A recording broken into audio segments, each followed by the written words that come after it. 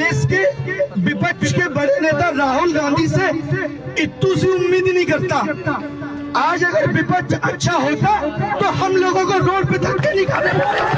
पहले वोट धर्म के नाम पर दीजिए, मंदिर मस्जिद के नाम पर दीजिए, जुमलेबाजी के नाम पर दीजिए, और उसके बाद कोसिए विपक्ष को कि विपक्ष कमजोर है इसलिए हमें सड़कों पर उतरना पड़ रहा है। जब यही विपक्ष चिल्ला चिल्ला कर आपको जागरूक कर रहा था, कह रहा था कि धर्म के नाम पर वोट मत दीजिएगा, मंदिर मस्जिद के नाम पर वोट मत दीजिएगा, अपने भविष्य को ध्यान में रखकर वोट दीजिएगा। आज छात्रों की बात कीजिए। मैं नहीं जानता कि आप लोगों को कितना फर्क पड़ा कि बिहार में छात्रों को ठंड के समय में ठंडा पानी डाल के लाठियों से पीटा गया। कितने लोगों का खून खोला, कितने लोग उस बात से आहत हुए, कितने लोगों को ये लगा कि कल को ये हमारे साथ भी हो सकता है। इसीलिए जब भी आपके पास वोटिंग का समय आए तो आप मुद्दों पर ध्यान दें और उस मुद्दे के हिसाब से वोट दें। तब उनकी बात को अनसुना कर दिया गया, और जब अपने भविष्य को बचाने के लिए रोना पीटना पड़ता है, सड़कों पर आना पड़ता है, तो सबसे आसान रास्ता है कि सत्ता को मत कोसिए, विपक्ष को कोसिए कि इस देश का विपक्ष कमजोर है। इस देश में पिछले 7 साल में 70 से अधिक पेपर लीक हो चुके हैं। क्या वो सारे पेपर लीक केवल विपक्ष के कमजोर होने की वजह से हुए?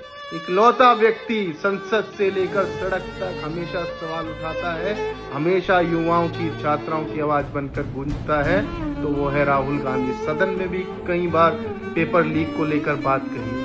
The issue is that there are millions of students in this country who are extremely concerned at what is going on and who are convinced that the Indian examination system is a fraud.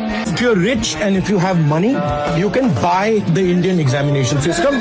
NEET में जब छात्रों का paper leak हुआ तो यदि कोई मिलने गया तो वो केवल राहुल गांधी थे, जिन्होंने छात्रों से जाकर मिले। आपकी आंखें केवल तब खुलती हैं जब आपकी कमर पर चाबुक आकर पड़ता है और आपको दिखता है कि हाय, अब तो भविष्य ही बर्बाद होने की कगार पर पहुंच चुका है। तो इसके गुनहगार विपक्ष नहीं है। विपक्ष क्या करे? जेल जाएगा, लाठियां खाएगा, आंदोलन करेगा, सड़कें जाम करेगा, और क्या करेगा विपक्ष? यही करेगा, और वो अपना कार्य बखूबी निभा रहा है। आपको भी अपनी जिम्मेदारियों को समझना होगा कि धर्म, जाति, मंदिर मस्जिद के आधार पर वोट दोगे तो यही होगा जो हो रहा है। जब तक आपकी वोट का केंद्र शिक्षा, स्वास्थ्य, रोजगार, आपका भविष्य नहीं होगा, इस देश के हालात और आपके हालात नहीं